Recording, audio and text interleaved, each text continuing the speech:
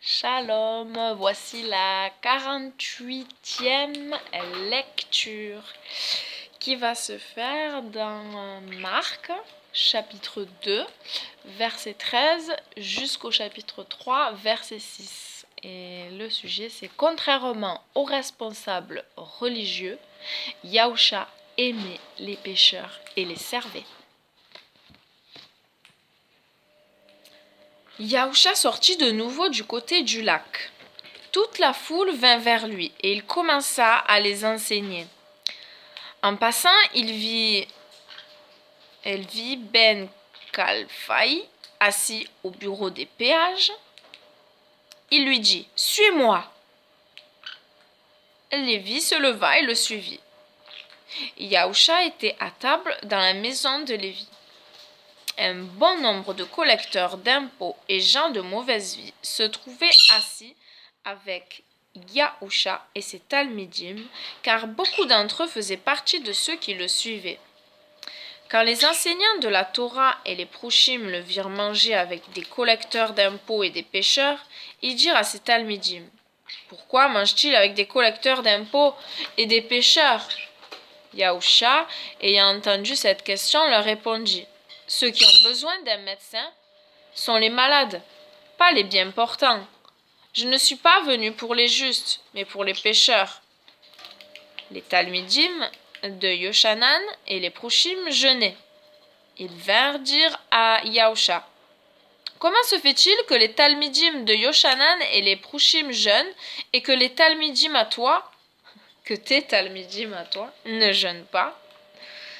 Et Yahusha leur répondit : « Les invités à un mariage jeûnent-ils pendant que le fiancé est avec eux ? Aussi longtemps qu'ils ont le fiancé avec eux, jeûner est hors de question. Le temps viendra où le fiancé leur sera enlevé. Quand ce jour sera venu, ils jeûneront.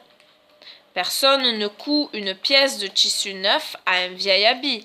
Autrement, le tissu neuf emporterait une partie du vieil habit et laisserait un trou encore plus grand. Personne ne met non plus du vin nouveau dans de vieilles outres. Autrement, le vin nouveau fait rompre les outres et le vin, comme les outres, est perdu.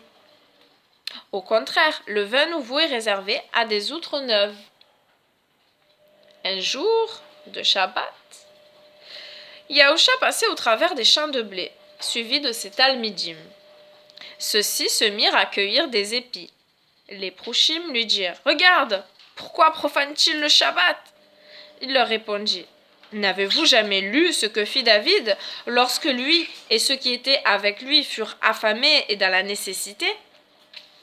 Dans le temps où Éviatar était le Kohen Agadol, il entra dans la maison de Dieu et mangea les pains de proposition qu'il était interdit à quiconque de manger, sauf aux Kohanim. Et il en donna même à ses compagnons. Puis il leur dit : « Le Shabbat a été fait pour l'homme, et non l'homme pour le Shabbat. De sorte que le Fils de l'homme est Seigneur, même du Shabbat. » Yahusha entra de nouveau dans une synagogue. Il y avait là un homme qui avait une main desséchée. Cherchant une bonne raison de l'accuser, les gens observaient Yahusha pour voir s'il le guérirait le jour du Shabbat. Il dit à l'homme à la main desséchée : « Lève-toi, que l'on puisse te voir. » Et il leur dit : « Qu'est-il permis de faire le jour du Shabbat ? De faire le bien ou de faire le mal ? De sauver une vie ou de faire périr ? » Mais ils gardèrent le silence. Alors, promenant sur eux un regard de colère, mais aussi de compassion à cause de l'endurcissement de leur cœur, il dit à l'homme : « Étends ta main. » Il l'étendit, et elle fut guérie. Les prouchim sortirent et commencèrent à comploter avec les membres du parti d'Hérode pour voir comment s'en débarrasser.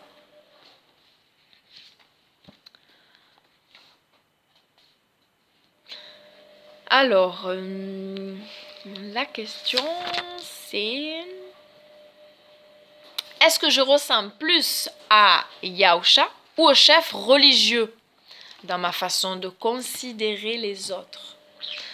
Seigneur, je prie que chacun de nous puisse se remettre en question et que nous puissions vraiment avoir toute racine d'orgueil en nous qui soit déracinée, jetée au feu, loin de nous, Seigneur. Que nous puissions grandir en humilité et toujours bien considérer l'autre devant nous. Surtout que nous devons être des témoins et donner de l'aide. Et avec de l'orgueil, c'est pas possible d'aider les gens, Seigneur. Fais-nous tout petits devant ta face et devant les hommes. Amen. Merci, Seigneur. Shalom, bonne journée. Soyez bénis.